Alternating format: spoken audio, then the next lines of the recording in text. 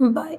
दिव्यंका बस हाँ में हल्का सिर हिला देती है तो अन्या जल्दी से जैन के साथ वहाँ से चली जाती है। दिव्यंका काफ़ी गौर से बस देख रही थी। वो अन्या को जाता देख कुछ सोचने वाले अंदाज में कहती है, इंटरेस्टिंग। ऑटो और बस में ट्रेवल करने वाली गंवार आज करोड़ों की गाड़ियों में जा रही हैं।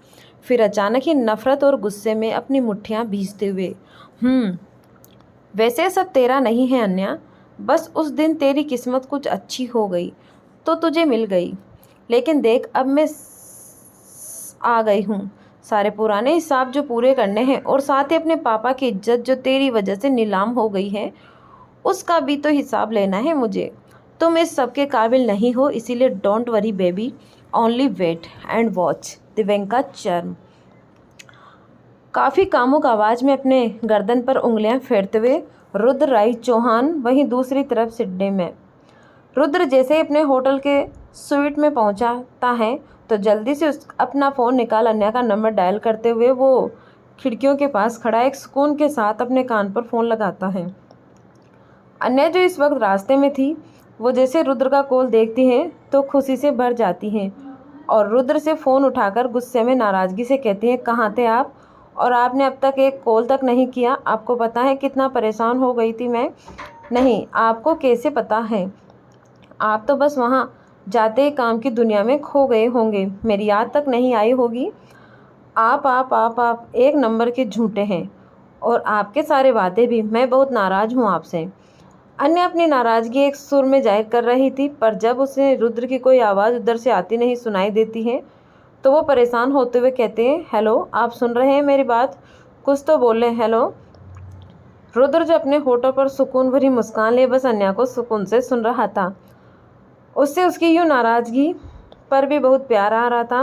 वो उसके टोकने पर शरारत से कहता है, लगता है वाईफाई की शिकायतों की लिस्ट लंबी हो गई है। ज़रूरत है मुझे एपोलॉजी मांगने की। एपोलॉजी शब्द सुन अन्या कुछ शर्मा सी गई। उसने रुद्र के दिए हुए वो सारे एहसास याद आने लगे जो कुछ पल इसी खामोशी में एक दूसरे की सांसें सुन सुकून पा रहे थे। फिर अन्या ही अपने शर्मानत को छुपाते हुए कहती हैं, ये सब छोड़े, ये बताइए आपने मुझे अब तक कॉल क्यों नहीं किया और आपने खाना खाया? रुद्र अपने बालों में हाथ फेरते हुए कहता है, वाइफ अगर कॉल पहले करता तो तुम्हारी ये मीठी डांट कैसे सुनने को मिलती?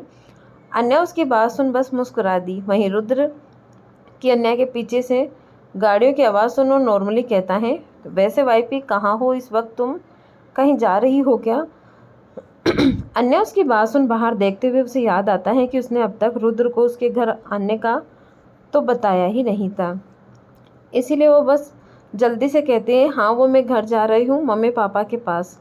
काफ़ी दिन हो गए हैं इसीलिए मेरा भी मन था। सॉरी, आपसे बिना पूछे बताए आना पड़ा।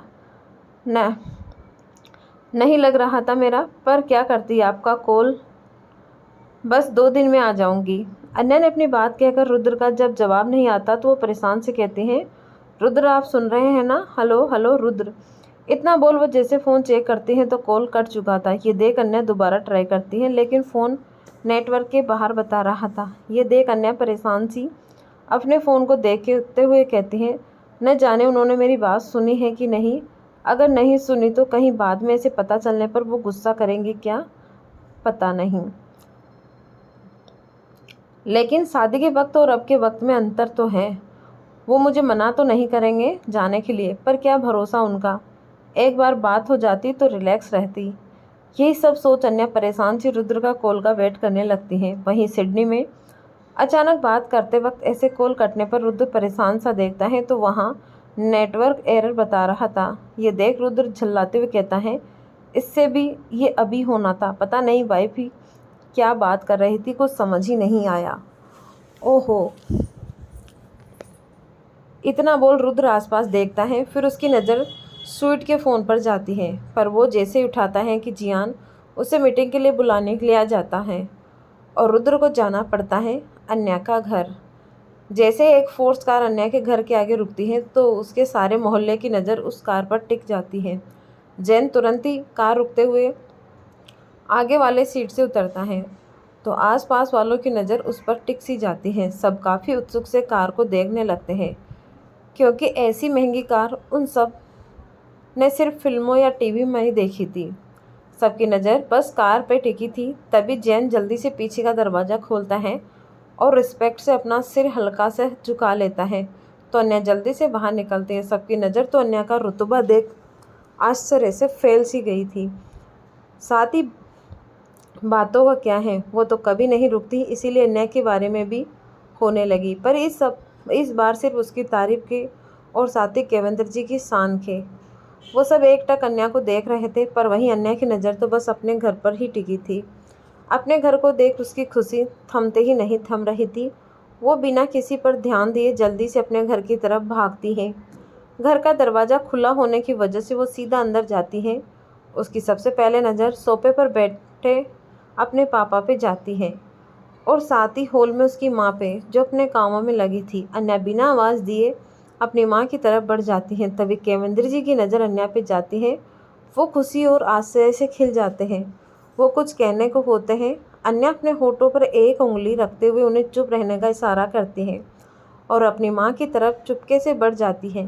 केवंद्र जी बस उसकी हरकत पर मुस्कुरा देते हैं। अन्या सारिका जी के करीब बढ़कर अचानक ही उनके पीछे से काफ़ी ज़ोर से अचानक चिल्लाते हुए उन्हें डरा देती हैं। सारिका जी डर से चिल्लाते हुए अपने सीने पर हाथ रख जैसे ही पलटकर पीछे देखती हैं तो सामने अन्या बच्चों की तरह खिलखिलाकर हंस रही थी। साथ ही उन्हें आंखों से इशारा में चिढ़ा रही थी। साथ ही केवंद्र जी भी इस छोटी शरारत में साथ देते हुए सारिका जी को देख हंस रहे थे। सारिका जी दोनों बाप बेटे की इस हरकत पर गुस्से में घूरती हैं। फिर अन्या के सिर पर एक चपत लगाते हुए कहती हैं, ऐसे कोई करता है क्या? भला शादी हो गई है अब तेरी, लाडो कुछ तो बचपना छोड़ दें। उनकी बात सुन केवंद्र जी उसकी बात काटते हुए अन्या के पास आते हैं और अपने दोनों हाथ अन्या के कंधे पर रखकर उसका साथ देते हुए कहते हैं, अरे सारिका जी, आपका बस चले तो हमारी लाडो के हंसने पर भी पाबंदी लगा दीजिएगा। फिर अन्या की ओर देखकर उसका गाल छूकर प्यार से कहते हैं, कर लेने दीजिए इन्हें ये छोटी छोटी शरारतें। इन्हीं शरारतों से ही तो हमारा ये घर लगता है, और अपने पिता के घर में बचपना नहीं करेगी तो फिर कहाँ करेगी। अन्या अपने पिता को यूँ साथ देता देख मुस्कुराते उन्हें साइड हक कर सारिका जी को मुंह बनाकर कहती हैं, वही तो पापा, एक आप ही तो हैं जो मुझे समझते हैं। इस घर में माँ तो मुझसे प्यार ही नहीं करती। मुझे इतने दिन बाद देखकर प्यार से गले लगाने की जगह मेरी माँ अपनी डांट का स्वागत कर रही है मेरा। अन्या की बात सुन सारिका जी एक नज़र उसे घूरती है। फिर देखते ही देखते उसके चेहरे पर मुस्कान छा जाती है। वो अन्या का कान पकड़कर कहती है, अच्छा, इतने भी ज़्यादा अच्छे तरीके आते हैं तुम्हारी माँ को स्वागत के करूँ उससे? अन्या अपना कान बचाते हुए कहती है, ओहो माँ, क्या कर रही हो? दर्द हो रहा है? अच्छा बाबा, सॉरी। सारिका जी अन्या की बात सुन मुस्कुराते हुए उसका कान छोड़ अपने गले लगाते हुए सुकून भरी आवाज़ में कहती है, कितने महीने हो गए हैं लाडो तुझे अपने कॉलेजे से लगाए हुए? फिर भावुकता में बहकर, मिले मुझसे कैसे हैं तू लाडो, जरा दो पल पर सुकून तो तेरा घर सब कैसा है? यहाँ अचानक कैसे तुमने कहा कि दामाद जी? अन्या अपनी माँ के ऐसे सवाल सुन मुस्कुराते हुए उनसे अलग होती हैं और अपनी माँ की आंखों से छलक रही कुछ बूंदों को साफ करते हुए विश्वास और खुशी से भर कहती है, माँ सब ठीक है और मैं तो आपसे के सामने खड़ी हूँ, तो अपनी आँखों से तसल्ली कर लेना। इतना बोल अन्या दोबारा गले लग जाती है। सारिका जी अपनी बेटी की खुशी और विश्वास देख सुकून भरी मुस्कान के साथ केवंद्र जी को देखती है, जैसे आंखों ही आंखों में सब ठीक होने का कह रही हो। जब पिछली बार अन्या आई थी तब उन्होंने अपनी बेटी का ये खुशी से धमाका नूर नहीं देखा था जो अब दिख रहा है, और ये सब रुद्र के प्यार का असर था। केवंद्र जी और सारिका जी अन्या को सोफे पर ले जाकर बिठाते हैं तो उन्हें अपनी माँ के सीने से लग के कहती हैं, माँ मिस यू। सारिका जी अन्या के सिर के प्यार से सिर फेर कहती हैं, हमने भी बेटी, हमें तो भरोसा ही नहीं था कि तुम यूँ अचानक आओगी। अन्या मुस्कुराते हुए अपने को देख कहती हैं, कैसे नहीं आती माँ, आपने इतने प्यार से जो बुलाया था, और वैसे भी मेरा भी तो आप दोनों से मिलने का कितना मन था, पर घर परिवार में ऐसे उलझी कि आ ही नहीं पाई। अन्या की बात सुन केवंद्र जी उसके सिर पर हाथ फेर कर कहते हैं, वैसे बेटा दामाद जी कैसे हैं? वो नहीं आए आपके साथ? अन्या रुद्र के बारे में सुन एक पल मायूस होती है, पर अपने पिता की ओर देख मुस्कुराहट भरी कहती हैं, वो ठीक है, पापा काम के सिलसिले में सिडनी गए हैं, इसीलिए तो दादाजी ने कहा कि मैं आपके पास से हो आऊँ। सारिका जी अन्या की बात सुन चिंता भरे स्वर में कहती हैं, बेटा इसका मतलब आप दामाद जी से पूछ कर नहीं आई हो? अन्या उनकी बात सुन कन्फ्यूज सी उन्हें देखती है, तो सारिका जी शादी का वक्त याद कर सकुचाते हुए कहती हैं, मेरा मतलब है शादी वक्त तो उन्होंने कहा था, और फिर राठी परिवार। अन्या अपनी माँ की चिंता भांपकर अपना हाथ थामे विश्वास से कहती है, ऐसा कुछ नहीं होगा माँ, हमारा रिश्ता अब इतना कमज़ोर नहीं है, और वैसे भी दादाजी ने कहा है कि वो खुद रुद्र से इस बारे में बात करेंगे। अन्या की बात सुन केवेंद्र जी और सारिका जी बस अपना सिर हिला देते हैं। तभी अन्या को अपने गर्दन पर कुछ चल कर रहा महसूस होता है, तो वो अनजाने में अपने गर्दन पर हाथ रखता है और उसे हाथ में एक मकड़ा आ जाता है, जिसे देख अन्या उसे दूर से फेंकते हुए डर से चिल्लाकर उछलती है और सोफे पर चढ़कर चिल्लाती है। तो तभी पीछे से जोर जोर से हंसने की आवाज़ आती है, जिसे सुन अन्या जैसे पलटती है तो उसकी आंखें हैरानी से बड़ी हो जाती हैं। अन्या के पीछे एक 16 साल का लड़का अन्या को देख जोर जोर से हंस रहा था। ये था साहिल वर्मा, अन्या का छोटा भाई। अन्या इतने लंबे वक्त बाद अपने भाई को देख खुश तो होती है, पर उसकी हंसी में छुपी उसकी शरारत को भाप वो झट से पलटकर देखती है तो मकड़ा प्लास्टिक का था, जिसकी वजह से अन्या डरी थी। साहिल हंसते हुए कहता है, सच्ची दीदू आप अब तक नहीं बदली, ये छोटे से खिलौने से डर जाती हो। ये बोल वो हंसने लगा तो अन्या गुस्से में उसे घूरती है, फिर सोफे से लगभग कूदते हुए उसे मारने को बढ़ के कहती है, रुको छुटकू, तुम्हें अभी बताती हूँ। साहिल अन्या को बढ़ता देख उससे बच के भागते हुए कहता है, पहले पकड़ के दिखाओ दीदू, सच्ची शादी के बाद मोटी हो गई हो, अब आप मुझे नहीं पकड़ पाओगी। अन्या उसकी बात सुन गुस्से में उसके पीछे भागते हुए कहती है, रुको बच्चू, अभी मैं बताती हूँ तुम्हें, सारे बदले गिन गिन कर लूँगी।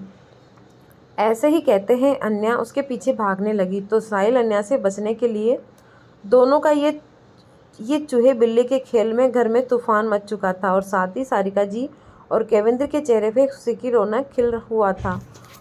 वो दोनों अपने वैसे ही हंसी खुशी के पुराने दिन वापस जीतते हुए लग रहे थे। यही तो हंसती मस्ती के खट्टे मीठे पल थे। अन्या के यूँ अचानक आने से उसकी ज़िंदगी में रूठी खुशियाँ जैसे लौट आई थी। वहीं दूसरी तरफ रात के लेट नाइट मीटिंग और गैदरिंग से लौट रहे रुद्र की लिफ्ट अपने कमरे के फ्लोर पर रुकती है। रुद्र लिफ्ट से निकल जियान को देख कहता है, जियान चाबी मुझे दे दो रूम की, और तुम जाकर आराम करो।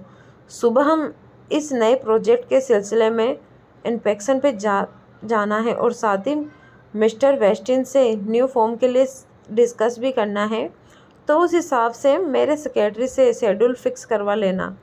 जियान रुद्र की बात सुन हाँ में सिर हिलाते हुए उसके रूम की चाबी देते हुए अपने कमरे की तरफ बढ़ जाता है। रुद्र का कमरा ज़्यादा दूर नहीं था, बस 4 कदम में था, इसीलिए वो अपने पॉकेट से फ़ोन निकाल आगे बढ़ जाता है।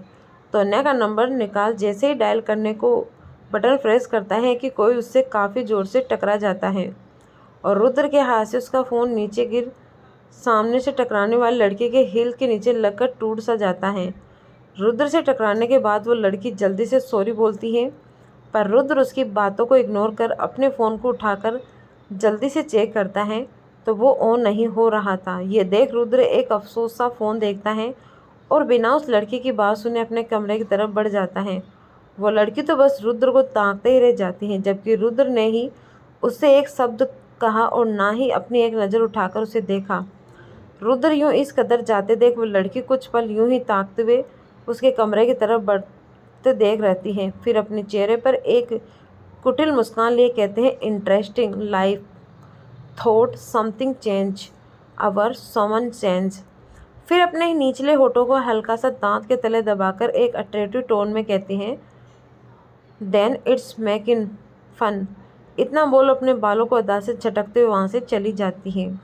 वहीं रुद्र अपने कमरे में फ़ोन चेक करता है तो वो ख़राब हो चुका था, इसीलिए वो अन्या को सोच एक आह भरता हुआ अपने गर्दन पर हाथ रख उसे सहलाते हुए कहता है, लगता है वाइफी तुम मुझे इतना मिस कर रही हो कि हर कुछ तुम्हारी मेरी जुदाई बढ़ा ही रहा है।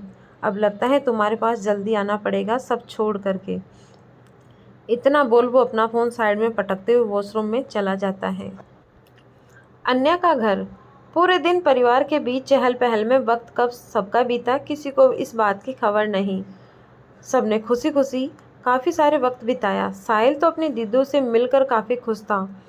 वो दोनों ही बातों का सिलसिला ऐसा चढ़ा कि दो बिछड़ी सहेलियों को भी पीछे छोड़ दे। रात काफ़ी होने के बाद सबने मिलकर खाना खाया और अन्या अपने रूम में आती है और फ्रेश हुए कपड़े चेंज कर जैसे बेड पर बैठी अपना फ़ोन चेक करती है तो वो मायूस हो जाती है, क्योंकि न ही रुद्र का कोई कॉल था और न ही कोई मैसेज।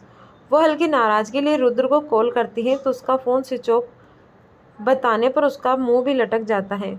उसके मन में ढेरों सारे सवाल थे कि ऐसा क्या हुआ जो अचानक रुद्र उससे बात नहीं कर रहा है। देखने से ऐसा लग रहा था अन्या की रुद्र उससे एडवर्ट कर रहा है। अन्या इस बात से काफ़ी परेशान काफ़ी बार रुद्र को कॉल करती है पर फ़ोन हर बार स्विच ऑफ बताता है। अन्या परेशान सी नज़र आ रही थी कि तभी उसके कान में साहिल की मजाकिया आवाज़ पड़ती है। क्या हुआ दीदू, जीजाजी फ़ोन नहीं उठा रहे हैं? ज़रूर आपसे परेशान होकर अपनी आज़ादी के दिन सुकून से एंजॉय कर रहे होंगे।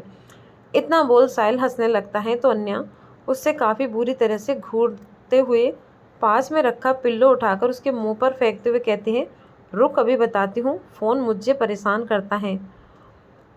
इतना बोल वो जैसे उठने को होती है कि साहिल घबराते हुए जल्दी से कमरे से निकल कर कहता है, नहीं दीदू अभी नहीं, कल आराम से फैसला करेंगे, चलता हूँ, आप अभी सो जाओ। अरे नहीं, इस बात का मैं भी।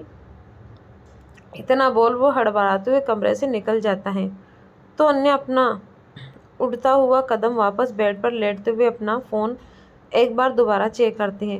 फिर तभी उसके जहन में जियान का ख्याल आता है, पर वो जैसे फ़ोन को होती है कि उसे ध्यान आता है कि सिडनी में तो अभी आधी रात से भी ज़्यादा हो रहा होगा और इस वक्त उसने डिस्टर्ब करना तो वो ठीक ना समझी।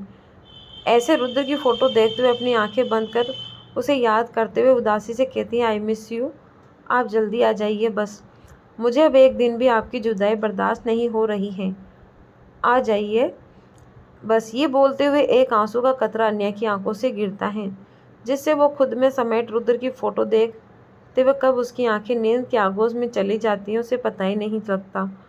वहीं रुद्र अपनी अर्ली मॉर्निंग ब्रेकफास्ट मीटिंग ख़त्म कर कोलब्रेशन इवेंट के लिए निकल ही रहा था कि उसके पीछे जियान के साथ सेक्रेटरी मैनेजर और 2-3 और स्टाफ चल रहे थे। रुद्र सबको इंट्रोड्यूस दे रहा था।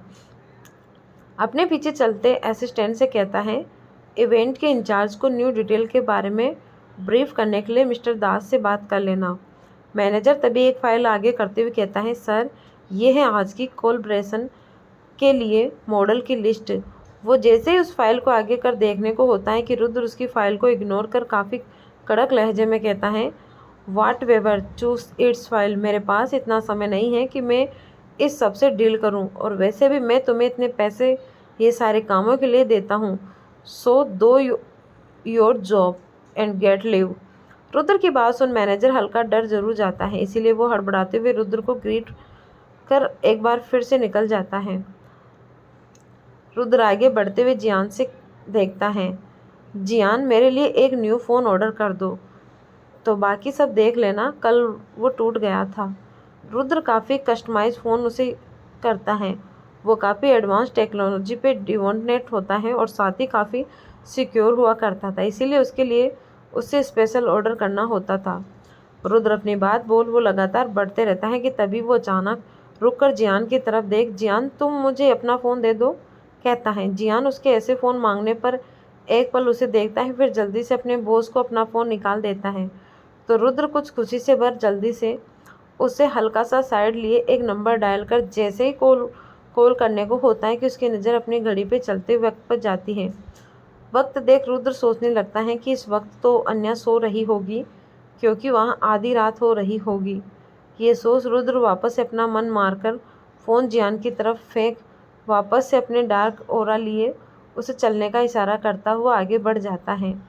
जियान एक नज़र अपने फ़ोन को जिससे उसे अभी अभी रुद्र के फेंकने पर कैच किया था और दूसरी तरफ रुद्र को देख वो कंफ्यूज सा हो जाता है, क्योंकि उसके बॉस का इमोशन मौसम से भी तेज़ी से यूं बदल रहे थे।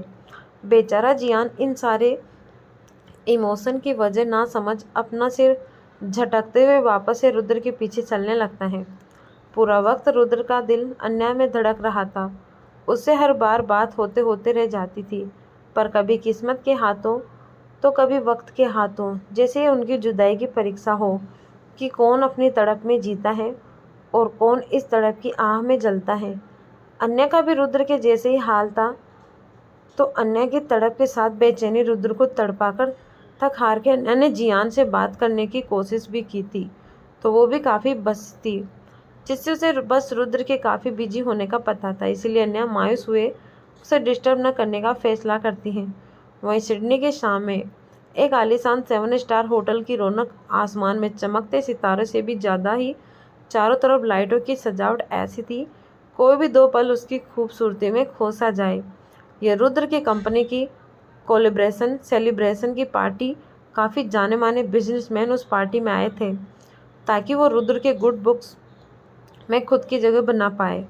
जब रुद्र की पार्टी में एंट्री होती है तो ठंडी आहें से पूरा माहौल एक बाफिला जगहों में जैसे बदल जाता है। सारी लड़कियां बस पार्टी उसकी पर्सनालिटी में खुद को खो सी रही थी। सारे हॉल की नज़र बस रुद्र पर ही टिकी थी। रुद्र अपने collaboration partner mister mile tone से हाथ मिलाते हुए मिलता है। पार्टी शुरू होती है और मिस्टर टोन स्टेज पर जाकर रुद्र के साथ अपनी कोलैबोरेशन की अनाउंसमेंट करते हुए उसे स्टेज पर बुलाते हैं। फिर एक स्पेन की बोतल उसे देते हुए अपनी पार्टनरशिप के लिए उसे ओपन करने का ऑनर देता है। इस सेलिब्रेशन रुद्र की भी बोतल ओपन कर शब्द कहता है। वो जैसे ही जाने को होता है कि मिस्टर टोन अनाउंसमेंट सुन उसके पांव जम से जाते हैं। वो हैरानी से उसे देखने लगता है। मिस्टर टोन अनाउंसमेंट करते हैं और कहते हैं, so it's time to introduce our tone model of the new launch, miss Alisha Sehgal. तभी पूरे इवेंट्स की लाइट हल्की डाउन होती है और स्पॉट लाइट दरवाजे पर पड़ती है, तो वहाँ एक लड़की आती हुई नजर आती है। 5 फीट 6 इंच लंबी कद, दूध से भी गोरा रंग, आंखें भूरी, जो किसी को भी एक नज़र में अपना ख्याल बना ले, होठ गुलाब की तरह दिखने में नाजुक। ये ऐलान song off shoulder black gown के बीच में स्लिप से दिखती उसकी गोरी पैर उसकी तरफ लुभा रहे थे। वो दिखने में जैसे परफेक्ट फिगर के साथ सुंदरता के मोती में पिरोई लड़की थी। सारे लड़के तो उसे देखकर अपनी कल्पनियां दुनिया में खो से गए थे। अलीशा मुस्कुराते हुए सामने देख काफ़ी अदा से चलते हुए स्टेज की तरफ बढ़ रही थी, जहाँ सब लड़कों की उसके लिए आह निकल रही थी। तो वहीं रुद्र बस एकटक उसे देख रहा था, भाव से। उसकी आंखों में हैरानी के साथ कुछ अलग ही था, जो भी आंखों में देखने को नहीं मिलते। आलिशा की नज़र भी सामने स्टेज पर खड़े रुद्र पर ही थी, पर वो ऐसा प्रिटेंड कर रही थी वो सामने देख चल रही है। आलिशा की एंट्री होते ही इवेंट में रुद्र के चेहरे के भाव कुछ अलग से हो गए। उसे देख कोई भी बता सकता था कि उसके दिल दिमाग में कोई बात चल रही है। वो काफ़ी अजीब नज़रों से एकटक आलिशा को देख रहा था। आलिशा स्टेज पर आते ही मुस्कुराते हुए सबकी एक नज़र देखती है। मिस्टर टोन आगे आते हुए उसे हाथ मिलाकर उसे ग्रीट करते हैं और रुद्र के पास ले जाते हुए उसे देख प्राउड स्माइल के लिए अलीशा का इंट्रो करवाते हुए कहते हैं, mister Chauhan, meet our model Ali. Mister Tone बस इतना ही कहता है तो रुद्र उसकी बात काटता हुआ काफ़ी दर्द और नफरत में गुस्सा लिए अपनी रौबदार आवाज़ में कहता है, अलीशा, अलीशा सहगल। रुद्र के मुँह से अपना नाम सुन अलीशा एक कातिल मुस्कान के साथ उसके आगे अपना हाथ बढ़ाते हुए अपनी प्यारी सी मुस्कान में कहती हैं, hello mister Chauhan, it's pleasure to meet you tonight. Rudra उसकी बात सुन काफ़ी बुरी तरह से उससे घूरता है, फिर उसे नफरत से देख अपने हाथों को अपने पॉकेट में रख के ही कहता है, बट आई एम नॉट। फिर मिस्टर टोन की तरफ देख काफ़ी बेपरवाही से कहता है, mister Tone, I don't think I interest in this department, it thought so it's to wait where you want excuse me. इतना बोल रुद्र एटीट्यूड से अलीशा को इग्नोर करते हुए वहाँ से नीचे आ जाता है। मिस्टर टोन और अलीशा तो बस ताकते रह जाते हैं। मिस्टर टोन को रुद्र का बिहेव समझ तो नहीं आता, इसीलिए वो अपना सिर झटक अलीशा को स्टेज पर खड़ा कर सबको इंट्रोड्यूस करवाता है, कोलैबोरेशन के ब्रीफ देता है और साथ ही अपनी वहीं अलीशा रुद्र के ऐसे इग्नोर करने को एक पल के लिए अपनी इंसल्ट समझती हैं। पर फिर कुछ सोच वो अपनी सारी बात को साइड रख बस एकटक रुद्र को देख रही थी, जो दूसरे क्लाइंट के साथ बिजी था। वहीं पार्टी में अलीशा की नज़र बस रुद्र पर थी, पर रुद्र का सिर्फ अपने कामों में ध्यान था। रुद्र को देख ऐसा बिल्कुल नहीं लग रहा था कि अलीशा की प्रेजेंस उसके लिए मैटर करती थी। काफ़ी वक्त से मौके की तलाश में अलीशा रुद्र को ताक रही थी, पर कोई भी रुद्र को अकेला नहीं छोड़ता था। तभी काफ़ी इंतजार के बाद रुद्र खुद ही एक्सक्यूज कर सबसे अपनी ड्रिंक लिए बालकनी एरिया की तरफ बढ़ जाता है और वहाँ खड़ा होकर वो एक नज़र अपनी हाथ में बंधी घड़ी को देख अपने पॉकेट से फ़ोन निकालता है तो कुछ वक्त पहले ही जियान ने उससे दिया था। सब कुछ उससे पहले जैसे रिस्टोर कर दिया था, पुराने फ़ोन के जैसे। इसीलिए रुद्र आसमान में खिले चांद को देख अन्या को कॉल करता है। बेल जाने लगती है कि तभी उसे अपने पीछे से एक कातिल आवाज़ पड़ती है, it's long time to see you Rudra. Rudra उस आवाज़ को बेखूबी अच्छे से पहचानता था, जिस वजह से उसकी मुट्ठियाँ कसने लगी थी। वो अपना फ़ोन वापस से कट कर मुड़ता है तो सामने अलीशा हाथों में वाइन की गिलास लिए काफ़ी अदा से उसकी तरफ बढ़ रही थी। रुद्र की आंखों में उसे देखते ही मानो आग सा उतर जा आता। कुछ पुराने जख्म अब जैसे फिर से खुरेदने लगे थे। अलीशा रुद्र के बिल्कुल सामने खड़ी होकर उसकी आंखों में प्यार से देख सिडेटिव वॉइस में कहती है, कैसे हो? कितने सालों के बाद मिलना हुआ, I am so happy. Rudra उसकी ये मीठी शब्द सुन काफ़ी गुस्से और नफ़रत में उसकी आंखों में देख कहता है, but I am not and I wish not to see you again in this world. इतना बोल वो गुस्से में जाने लगता है तो अलीशा उसका हाथ पकड़ उसके करीब बढ़ते हुए काफ़ी अट्रैक्टिव टोन में कहती है, ओहो इतना गुस्सा, चलो इतने सालों में मेरे लिए कुछ तो अभी भी बाकी है तुम्हारे दिल में, आई लाइक इट। रुद्र के करीब होते हुए उसके हाथों को उसके गालों से छुए एहसास भरी आवाज़ में कहती हैं, and I love it's too. यह सुन तो रुद्र को अपने पुराने दर्द की एक आह नफ़रत में लिपट लिए उसके दिल में उतरने सा लगता है। वो काफ़ी झटके से उसका हाथ झटक कर एक वार्निंग भरी टोन में उससे खा जाने वाली नज़रों से देखता है, miss Alisha Sehgal, behave your words and attitude other than you for this after a minute. इतना बोलते हुए वो अलीशा को ऐसे देखता है कि अलीशा डर से कुछ कांप सी जाती है। वो कुछ कह ही नहीं पाती। रुद्र उसकी बात ख़त्म कर कब चला जाता है और अलीशा अपने चेहरे पर डर के पसीने के लिए गहरी सांस भरती है। तभी उसके फ़ोन में एक मैसेज आता है, जिसे पढ़ वो अपने दांत पीसते हुए कहते हैं, लेट्स सी थ्रू रुद्र, वो पे इन द फ्यूचर यू और मी। फिर अपने बालों को पीछे अदा से झटक कहती है, लगता है सालों की जख्म के दर्द से तुम्हें छुटकारा मिल गया है अलीशा, पर बेबी तुम भूल गए मेरा नाम भी अलीशा है। उस जख्म के निशान को भी नासूर बनने में मुझे वक्त नहीं लगेगा। तुम्हारी कमज़ोर खड़ी अब भी मेरे हाथों में ही है।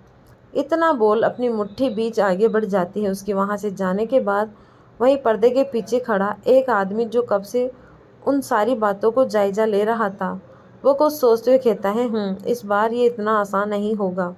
वहीं अलीशा से मुलाकात के बाद रुद्र का दिल दिमाग काफ़ी बेचैन था। वो अपने कमरे में आते ही अपना कोट उठाकर फेंक देता है। वो काफ़ी वक्त से उसके प्रेजेंस में जितना काम बिहेव कर रहा था, अब वो अपना सिर पकड़ बैठ जाता है। अलीशा की प्रेजेंस उसे खुद के लिए धोखे और नफ़रत की याद दिला रहा था। वो अपना सिर पकड़ उस पल को याद करने से खुद को रोकता है, पर बार बार वो पल उससे गुस्सा दिला रहा था। रुद्र अलीशा से जितनी नफ़रत करता था वो आज तक उतना किसी से नहीं किया होगा। उसकी वजह से वो ऐसा है। प्यार रिश्ते पर भरोसा करने वाला, दूर भागने वाला रुद्र सिर्फ अलीशा के कारण था। एक दिन बाद चौहान मेंशन के रात के 1 बजे 4 गाड़ियाँ एक साथ एंटर होती हैं। उसमें से थर्ड कार से जियान निकल पीछे का दरवाज़ा खोलता है कि उससे पहले ही रुद्र कार से उतर बिना कुछ कहे गुस्से में घर के अंदर जाने लगता है। जियान तो बस ताकते रह जाता है। बेचारा, उससे भी कुछ समझ नहीं आ रहा था कि अचानक उसके बॉस को क्या हो गया, कि उन्हें अचानक ही लौटना पड़ा ऐसे गुस्से में सब कुछ छोड़ के। जियान बस अपना सिर झटक देता है। वहीं रुद्र तेज़ कदमों से चलकर अपने कमरे में आता है और जैसे कमरे का दरवाज़ा खोल सामने देखता है तो उसकी आंखें गुस्से से छोटी हो जाती हैं। रुद्र कमरे में एंटर करते हुए चारों तरफ नजरें घुमाता है। तभी उसके कमरे का दरवाज़ा खुलता है तो रुद्र जल्दी से दरवाजे की ओर देखता है तो सामने एक नौकर को खड़ा देख उसका गुस्सा काफ़ी बढ़ जाता है। वो लगभग दहाड़ते हुए पूछता है, अन्या कहाँ है? रुद्र के ऐसे दिल दहलाने वाले आवाज़ को सुन बेचारा नौकर के पसीने छूटने लगते हैं। वो डर से 2 कदम पीछे करते हुए काफ़ी सहमी हुई आवाज़ में कहने की कोशिश करता है, सर वो मैम वो यहाँ। उसको इतना अटकते हुए देख रुद्र के सब्र का इंतहा हुए वो उसके तरफ अपने कदम बढ़ाते हुए अपनी खा जाने वाली नज़रों से दोबारा और ज़्यादा तेज घुर्राते हुए पूछता है, मैंने पूछा अन्या कहाँ है? वो नौकर अब काफ़ी ज़्यादा डर चुका था और डर कर अब तक बोल अब नहीं फूट रहे थे उसके मुंह से। वो डर से कांप रहा था। रुद्र अब अपने सब्र को तोड़ कुछ करता है कि तभी जियान कमरे में आता है। उसके सामने जाकर सिचुएशन संभाल कर कहता है, बॉस मैम घर पर नहीं है, वो अपने घर चली गई है 2 दिन पहले। ये सुन रुद्र जियान की तरफ कुछ हैरानी से अपनी लाल पड़ चुकी आंखों से देखता हुआ कहता है, चली गई वो मुझे छोड़कर? वाट? घर तो जियान बस हाँ में सिर हिलाता है। वही जियान का जवाब सुन रुद्र के जैसे कानों में आवाज़ गूंजती है, वो भी छोड़कर चली जाएगी तुम्हें। अन्या का घर। रात के करीब 2 बज रही थी। अन्या जो कि नींद में सो अचानक ही उसका फ़ोन बजता है। अन्या नींद में कुमकुमाते हुए अपना फ़ोन टटोलती है और जैसे अपनी अध खुली आंखों से फ़ोन पर फ्रेश हो रहे नाम को पढ़ती उसकी नींद अचानक ही उड़ जाती है। वो हड़बड़ाते हुए जैसे फ़ोन कान पे लगा के कहती है, हेलो। उधर से रुद्र की काफ़ी गुस्से भरी तेज़ और कड़क आवाज़ आती है, मुझे पसंद नहीं कि कोई मेरी परमिशन के मेरे घर या मेरी ज़िंदगी से जाए। वाइफी अभी के अभी घर वापस आ जाओ, इसीलिए बेहतर होगा। इतना बोल रुद्र फ़ोन काट देता है। अन्या तो सुन ही रह जाती है। रुद्र का बिहेव और लहजा सुनकर वो कुछ कहने को होती है कि रुद्र पहले ही फ़ोन काट चुका होता है। अन्या कभी अपने पकड़े फ़ोन को देखती हैं तो कभी अपनी आंखें बंद कर सोच में पड़ जाती है कि अचानक रुद्र को क्या हुआ, क्योंकि उसका लिहाज अन्या को किसी और ही चीज़ की भड़क दे रहा था। जो अन्या पे दिखा रहा था वो शायद उसके लिए ही नहीं। अन्या रुद्र के बारे में सोचकर परेशान सी हो गई। उसने दोबारा कॉल किया पर रुद्र ने उसका फ़ोन नहीं उठाया। अब अन्या की परेशानी बचने में होने वाली रुद्र को ठीक ही है। उसके शब्द अब भी अन्या के कानों में गूंज रहे थे कि उसके घर या ज़िंदगी से बिना परमिशन के कोई जाए। अन्या ये सोच पागल सी हो रही थी। उससे अंदाजा था रुद्र के गुस्से का, इसलिए उसने एक पल डर भी लग रहा था कहीं रुद्र उसे घर यूं आने पर गुस्सा ना हो जाए। अन्या बेचैनी से सोचते हुए दादाजी के ख्याल भी आए, पर इतनी रात को उन्हें जगाना उससे ठीक नहीं लगा। इसीलिए वो तुरंत ही अपना ब्लैंकेट फेंकते हुए बेड से उठती हैं और जैन को कॉल लगाते हुए कहती हैं, जैन जेट रेडी करो, हमें अभी घर निकलना है। ये सुन जैन वक्त देख के हैरान होता है तो है, पर ज़्यादा सवाल ना करके ओके बोल फ़ोन काट देता है। अन्या जल्दी से वॉशरूम जाकर फ्रेश हुई अपना सामान पैक करती है और अपने कमरे से बाहर आते हुए अपनी माँ के कमरे का दरवाज़ा खटखटाती है। केवेंद्र जी और सारिका जी नींद में दरवाजे की खटखटाहट से उनकी नींद खुल जाती है। वो दोनों आश्चर्य से एक दूसरे को देखते हैं। फिर सारिका जी जल्दी से कमरे की लाइट ऑन करते हुए जैसे ही अन्या को सामने खड़ा देखते हैं तो फिक्र से पूछते हैं, लाडो क्या हुआ, सब ठीक है? अन्या खुद को रिलैक्स कर अपनी माँ से कहती है, हाँ माँ सब ठीक है। फिर थोड़ा सा कुचाते हुए कहती है, वो माँ मुझे ना वो अभी घर जाना है और अभी निकलना होगा। ये सुनते ही पीछे से आते केवेंद्र जी आश्चर्य से होते हैं, क्या अभी? पर अभी तो आधी रात हो रही है। अन्या अपने पिता की बात सुन हाँ में सिर हिलाते हुए समझाते हुए कहती है, हाँ पापा जानती हूँ, मेरा अभी ही निकलना ज़रूरी है। पर सारिका जी अपनी बेटी के चेहरे की परेशानी भांपकर उसका गाल प्यार से छूते हुए फिक्र से कहते हैं, सब ठीक तो है ना? तुम्हारे ससुराल में कुछ मतलब मेरा दामाद जी लाडो। अन्या सारिका जी की बात सुन कुछ हड़बड़ा सी जाती है। वो जल्दी से उनकी बात काटते हुए, हाँ माँ सब ठीक है, आप बेकार में चिंता कर रही हैं। अभी मुझे जाना होगा, मैं बाद में आपको सब कुछ बता दूंगी। जैन बाहर कार लिए मेरा इंतज़ार कर रहा है, डोंट वरी, मैं चलती हूँ। इतना बोल अन्या जल्दी से अपनी माँ के गले लग जाती हैं। सारिका जी अब भी परेशान सी केवेंद्र जी को देखती हैं तो वो बस उन्हें विश्वास से पलकें झपका देते हैं। सारिका जी अपनी बेटी के सिर पर प्यार और दुलार से हाथ फेरते हुए अपनी नम पड़ी आज में कहते हैं, सच कहते हैं, शादी के बाद बेटी कितने दिनों भी लोग अपने माँ बाप के घर रह ले पर उनका जी कभी नहीं भरता। ये देख ऐसा लग रहा था तू अभी तो आती थी और पलक झपकते हुए जाने की बात कर रही है। इतना बोल सारिका जी की आंखें भर आती हैं। वो अपने जज्बात इस वक्त शब्दों में शायद ही समझा सके। शादी के बाद जैसे माँ बाप को बेटी मौत छोड़ना ही पड़ता है हमेशा के लिए। उनका दिल कभी नहीं भरता अपने जिगर के टुकड़े को पास देखकर। अन्या भी अब काफ़ी भावुक सी हो गई थी पर खुद को संभाल अपनी माँ के आंसू पहुँच उन्हें मुस्कुराते हुए कहती हैं, फिर अपने पापा के सीने से लगती हैं तो इस क्षण उसके भी आंसू और हिम्मत साथ छोड़ देता है। केवंदर जी उसके आंसू पहुँच उससे मुस्कुराते हुए जाने को कहते हैं। अन्या जल्दी से दोनों से विदा लेती है, इसीलिए अन्या से उसे नहीं उठाया था।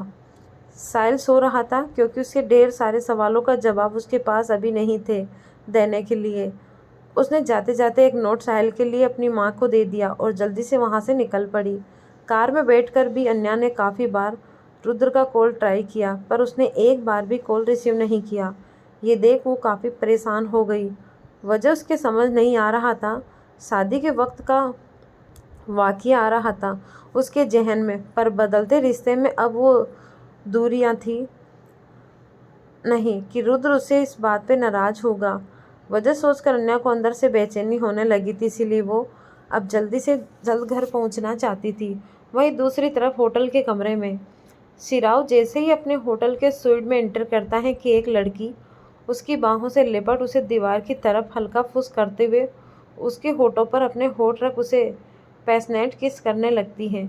सिराव एक पल को हैरान होता है उस एहसास को जीते हुए, पर अगले ही पल वो भी उस लड़की को टाइटली अपनी गोद में उठाते हुए उससे फैशन से भरा किस करने लगता है।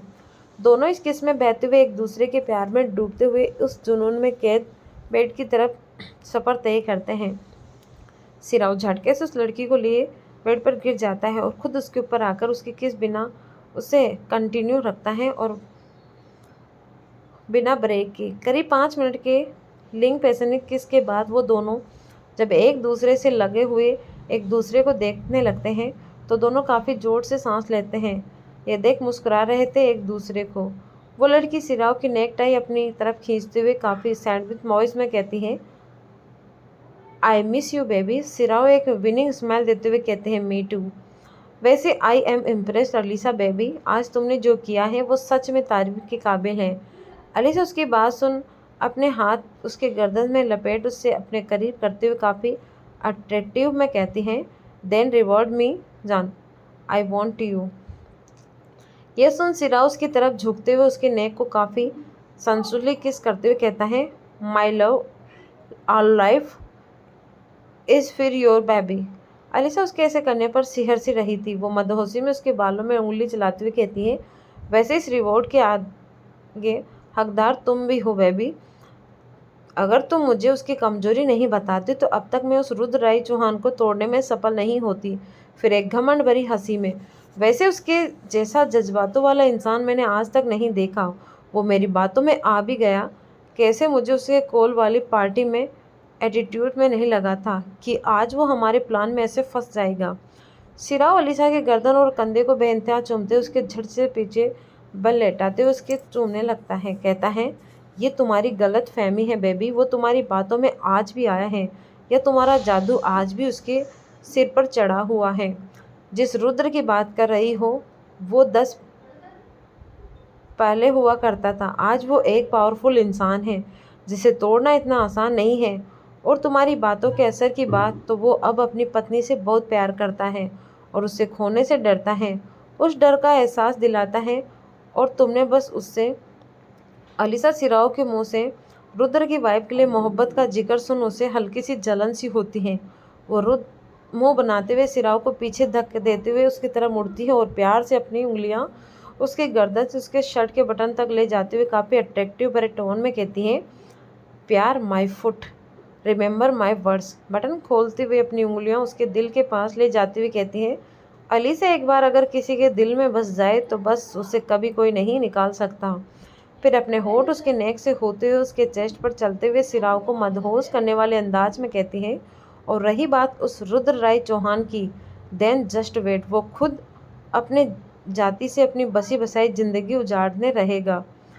Thought my promise.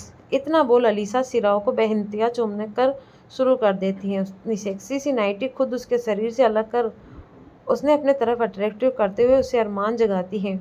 सिराव अब उसकी तरफ मदहोशी से देखते हुए उसकी तरफ पागल हुआ जा रहा था। वो झटके से अलीसा को बेड पर धकेल काफ़ी जुनून से अपनी बढ़ती घटती सांसों के बीच कहता है, gets ready for reward baby. इतना बोल वो दोनों ही एक दूसरे पर मानो टूट पड़ते हैं। ये कोई मोहब्बत नहीं थी, बस जिस्मानी ज़रूरत थी दोनों की, एक दूसरे के लिए। एक ही नफ़रत तो दूसरे की ज़रूरत।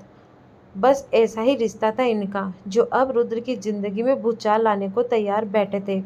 पर ये भूल गए कि रुद्र के रौद्र रोब को भी शांत करने के लिए है कोई उसकी ज़िंदगी में। तो आगे क्या होगा हम जानेंगे अगले भाग में। धन्यवाद।